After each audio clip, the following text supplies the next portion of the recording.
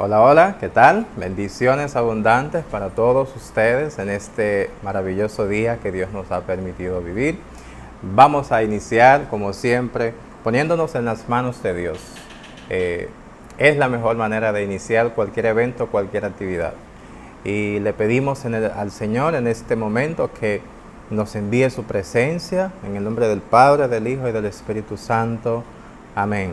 Señor, necesitamos que tu Espíritu Santo descienda sobre nosotros, que nos guíe, que nos ilumine, que nos llene de tu amor, de tu paz y de tus bendiciones, Señor.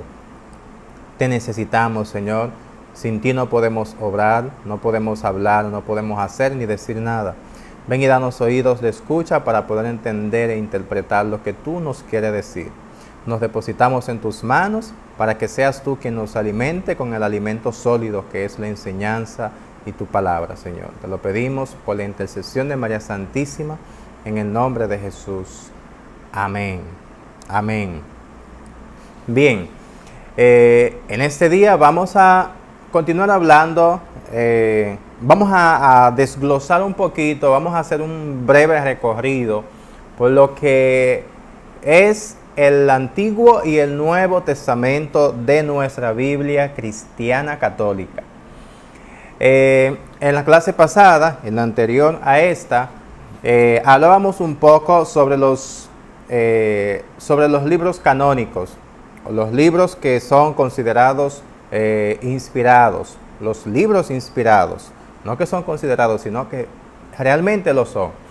Y hablábamos de esos 73 libros que tiene nuestra Biblia católica, a diferencia de los 66 que tiene la Biblia protestante y a diferencia de los 46 que tiene la Biblia judía de Alejandría o la Biblia griega, o la Biblia que fue traducida al griego, de la cual la Iglesia Católica pues toma estos libros.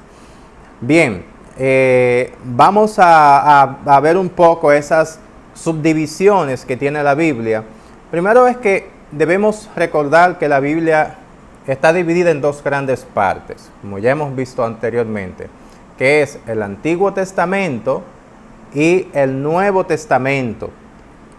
Dígase que el Antiguo Testamento es la antigua alianza y el Nuevo Testamento es la nueva alianza. Es así como deberíamos llamarle realmente, antigua y nueva alianza.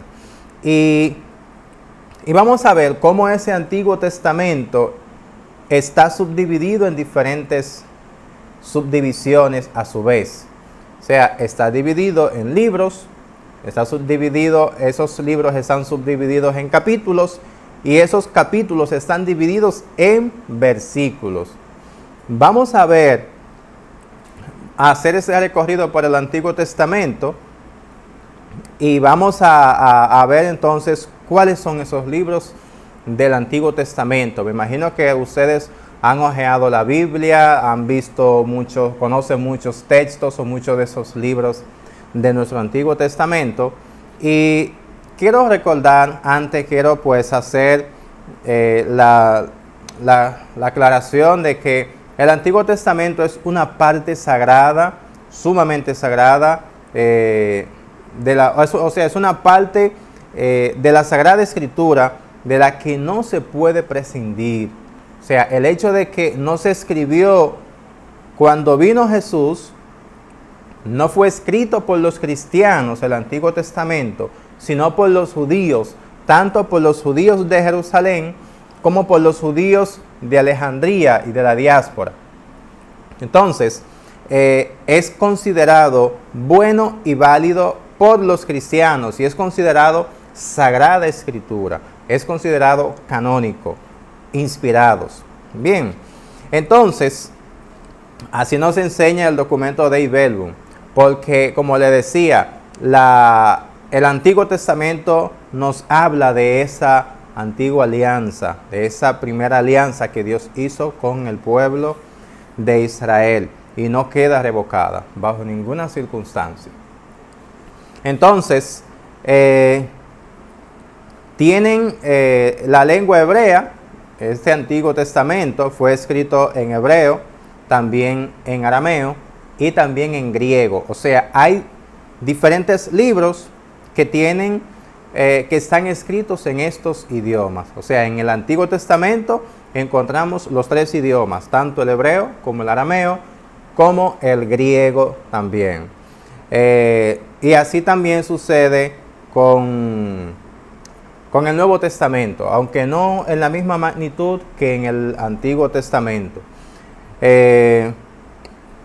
Bien, este Antiguo Testamento contiene pues enseñanzas sublimes sobre Dios y también una sabiduría salvadora acerca del hombre.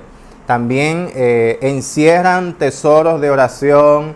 Allí encontramos libros bellísimos que esconden grandes misterios de la vida de la humanidad y de nuestra salvación. Así nos enseñan las fuentes católicas, los documentos y las diferentes encíclicas de la Iglesia.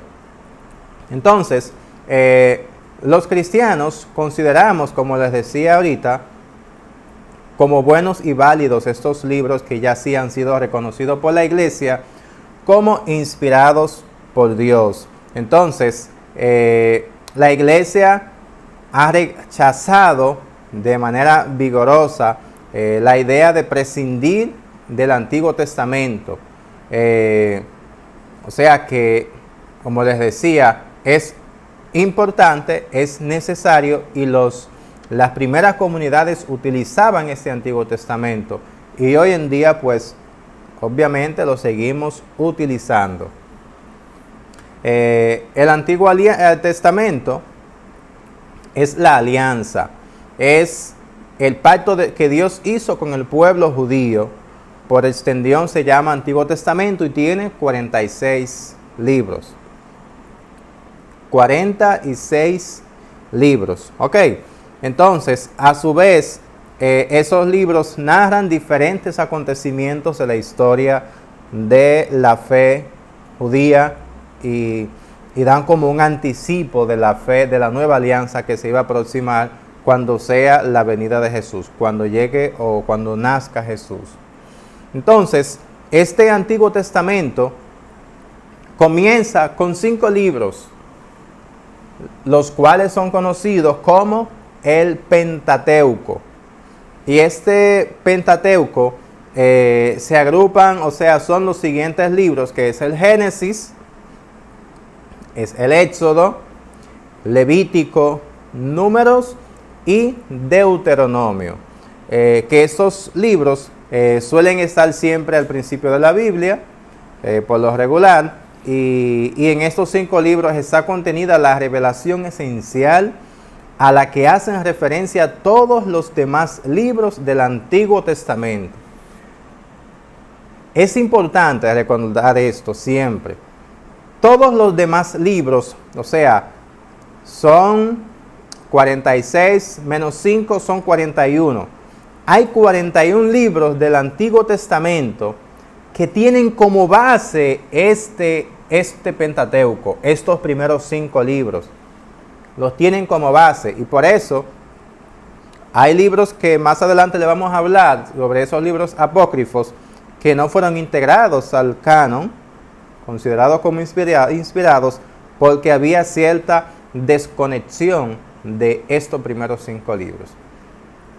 Entonces, el Génesis, como ya ustedes saben, es un libro bellísimo donde comienza a hablar de la creación. Es un libro realmente que, si nos adentramos, conoceremos muchísimas cosas en el libro del Génesis. En los primeros 15 capítulos, 11 capítulos, podemos ver historias impresionantes, inclusive historias que hasta se repiten, porque hay diferentes fuentes, o estos libros fue como una recopilación de diferentes grupos que narraban la historia desde su perspectiva, desde su forma de ver a Dios. Y el Génesis, en el Génesis, por ejemplo, hay 3 relatos de la creación, pero 2 de ellos, por ejemplo, está en Génesis capítulo 1 hasta el capítulo 2, versículo 4. 4a. Y el capítulo 2, versículo 4b, comienza un segundo relato de la creación. Si ustedes entran y leen, pueden ver cómo el autor sagrado comienza diciendo: en el principio Dios creó los cielos y la tierra, que creó la luz, y todo así en un orden cronológico. Y dice al final que creó al hombre y a la mujer. Dice, hombre y mujer los creó. Y les dio potestad para que vivan, para que planten las tierras. Allí no habla en ese primer relato de Adán y Eva. Es sino a partir del capítulo 2, versículo 4b, donde podemos ver donde el autor sagrado comienza nuevamente a relatar la creación y comienza a dar detalles sobre cómo Dios creó los cielos y la tierra, y luego dice que creó a Adán y luego creó del costado de Adán a Eva. Y allí es donde habla del jardín del Edén, allí es donde habla de la caída del hombre, donde el hombre pues comete el pecado de la desobediencia, la soberbia, donde se deja engañar por Satanás y comete el pecado, lo que hoy conocemos como pecado original. Es impresionante y yo les invito a que entren a esa historia para que puedan conocer a detalle estos relatos, para que podamos alimentarnos de una mejor manera sobre las Sagradas Escrituras. Siempre y cuando recordar que no podemos leer la Biblia, como le decía en las primeras clases, de una manera literal, sino que debemos ir al contexto. ¿Quién escribió? ¿Cuándo? ¿Dónde? ¿A quién fue destinado las Escrituras? Y así sucesivamente. El Éxodo, que nos habla que Génesis significa origen, inicio. Éxodo significa salida. Ahí es donde se narra la historia donde el pueblo de Israel sale después de la esclavitud de Egipto. Recordemos que en el Génesis es donde conocemos los grandes patriarcas, Abraham, Isaac y Jacob.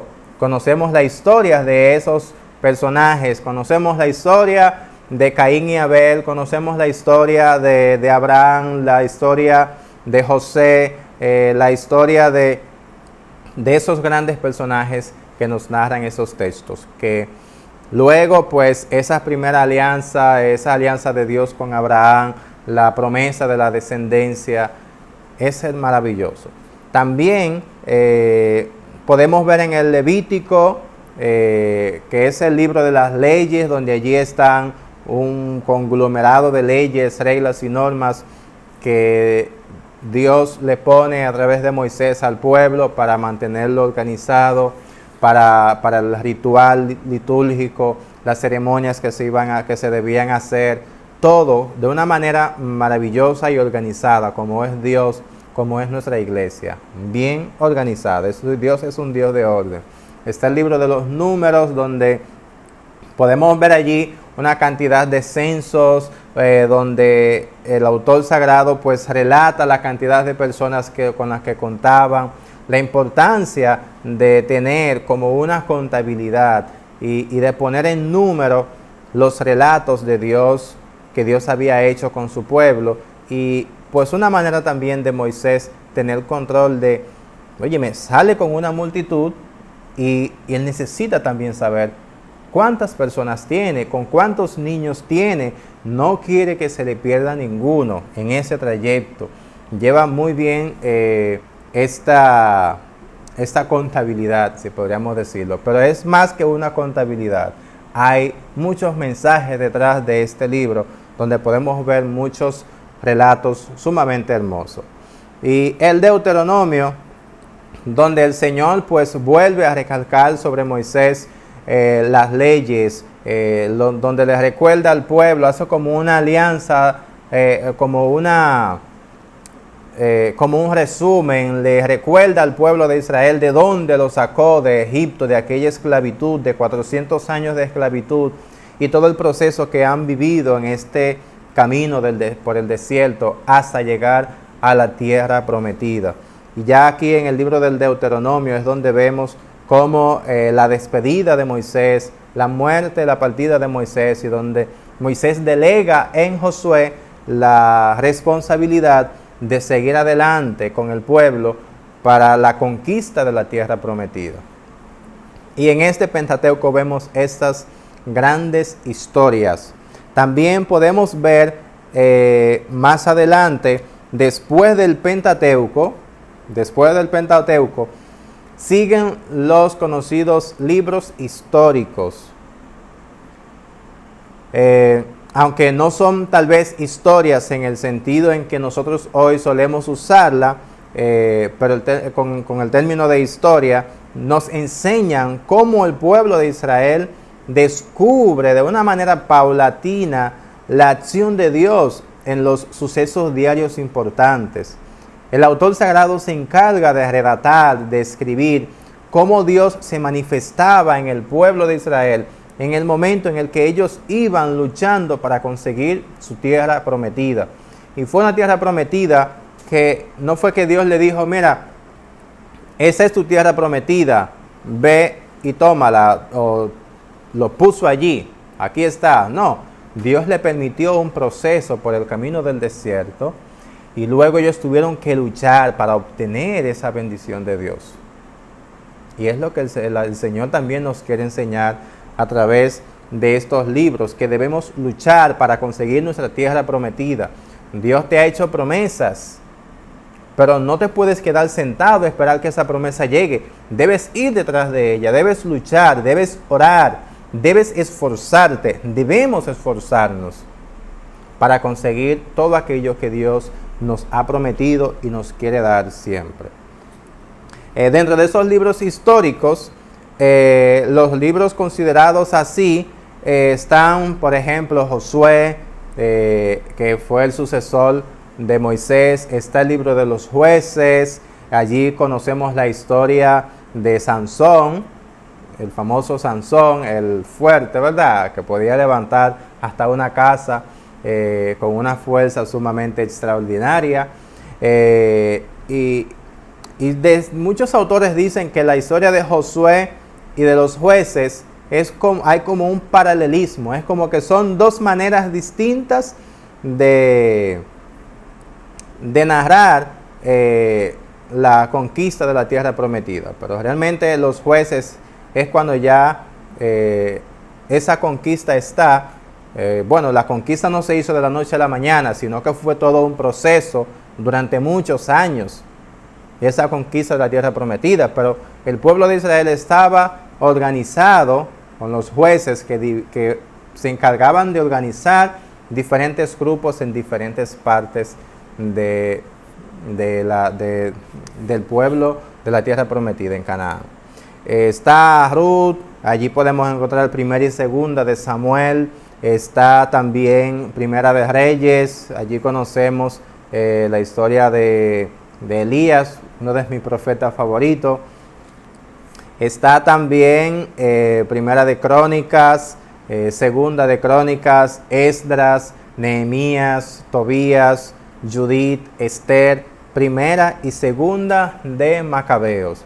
Estos libros son considerados como los libros históricos. Narran ciertos acontecimientos históricos en la cual el autor sagrado da a denotar, le enseña al lector cómo Dios estuvo presente en esos diferentes acontecimientos importantes del pueblo de Israel. Bien, luego de los libros históricos siguen los conocidos como libros poéticos y sapienciales. Todos ustedes me imagino que han conocido la historia de Job, que es un libro conocido como un libro sapiencial. Está el libro de los Salmos. ¿Quién no conoce esos hermosos salmos de David? El libro de los Proverbios, que es un libro conocido también como sapiencial. Eclesiastés, también el libro Cantar de los Cantares, un libro poético. Está el libro de la sabiduría, y está el libro del Eclesiástico. No es igual Eclesiastés y Eclesiástico, son dos libros distintos, sumamente distintos. Bueno, son sapienciales, que hablan de la sabiduría de Dios, que hablan del amor de Dios, pero son libros distintos. Inclusive el libro del Eclesiástico es uno de los 7 libros deuterocanónicos, que más adelante en otras clases vamos a hablar un poco de ellos. Estos libros recogen lo que son historias, lo que son más bien, reflexiones, refranes, oraciones, poesías y en general lo que podríamos llamar la sabiduría popular del pueblo de Israel. Allí le encontramos contenida. Esta clasificación de libros son sumamente hermosos, no están organizados en un orden cronológico, sino que fueron escritos en tiempos muy distintos por autores distintos, pero recogen esa sabiduría del pueblo de Israel, recogen esos refranes, esas frases, esas poesías que encontramos en el libro de Cantar de los Cantares. Realmente no tienen desperdicio. Es importante también enamorarnos de esa palabra de Dios, que Dios, pues, podemos encontrar allí palabras de sabiduría, palabras, consejos para todo, una lectura para cada día, para cada circunstancia de la vida en la que puede estar viviendo un ser humano. Entonces, luego de los libros poéticos y sapienciales, podemos encontrar finalmente los libros proféticos, los profetas. Dentro de estos profetas, libros proféticos, tenemos 2 clasificaciones. Y estos libros proféticos contienen diferentes discursos y proclamas lanzadas al pueblo de Israel en determinados momentos cruciales de la historia por algunos personajes que demuestran una autoridad, una lucidez admirable y personas inspirados por Dios, enviados por Dios a dar mensajes esenciales, puntuales, particulares. El profeta tiene un llamado a anunciar y a denunciar. Y estos profetas que conocemos del Antiguo Testamento no se callaron ante las injusticias, no se callaron ante la explotación, no se callaron. Y hoy tú y yo somos los profetas que debemos levantarnos ante las injusticias, ante la explotación de aquellos más infelices, ante el maltrato de aquellos que no se saben defender y que no pueden defenderse, para denunciar la muerte, para denunciar a aquellos que quieren matar a nuestros niños, inclusive en el vientre de nuestra madre. Todo cristiano, todo católico está llamado a ser profeta, y cuando somos bautizados, nos convertimos en sacerdotes, profetas y reyes. Estamos llamados a anunciar y a denunciar, a no quedarnos callados, aunque eso nos cueste la vida. Y estos profetas arriesgaron su vida y de una manera muy hábil y lleno del Espíritu Santo supieron comunicar el mensaje que Dios le mandaba al pueblo de Israel. Estos profetas están clasificados en 2 grandes partes, que son conocidos como profetas mayores y los profetas menores. Estos profetas son los siguientes. Están los profetas mayores, como Isaías, Jeremías, Ezequiel y Daniel. Son considerados los 4 profetas mayores, pero algunos autores también incluyen el libro de las Lamentaciones. Los profetas menores están conocidos como el profeta Oseas, Joel, Amós, Abdías, Miqueas, Nahum, Habacuc, Sofonías, Ageo, Zacarías y Malaquías. Y tal vez ustedes se preguntan, ok, pero ¿por qué profetas mayores? ¿Por qué profetas menores? No es que los profetas mayores son mayores o son mejores que los profetas menores, ni es que son más importantes tampoco, no. Lo que pasa es que se llaman profetas mayores por el volumen en el contenido de sus escritos. Por ejemplo, Isaías tiene 66 capítulos, si no me equivoco, y a su vez está subdividido Isaías en el primer Isaías, segundo Isaías y tercer Isaías. Y realmente es Isaías conocido como el profeta mesiánico, es uno de mis profetas, de mis libros proféticos favoritos. Entonces, se llaman profetas mayores porque sus escritos son más amplios, ¿ok? No porque fueron más importantes ni mejores que los profetas menores. Tenían todos el mismo llamado al profetismo y misiones diferentes. Bien, y ya para finalizar queremos invitarles a que sigamos escudriñando en este Antiguo Testamento que contiene historias sumamente importantes y sumamente hermosas. Así que le pedimos a Dios que nos siga iluminando y que nos dé la sabiduría para poder seguir entendiendo, comprendiendo y poniendo en práctica su palabra y su mensaje de salvación. Que Dios les bendiga y nos vemos en un próximo encuentro. Bendiciones.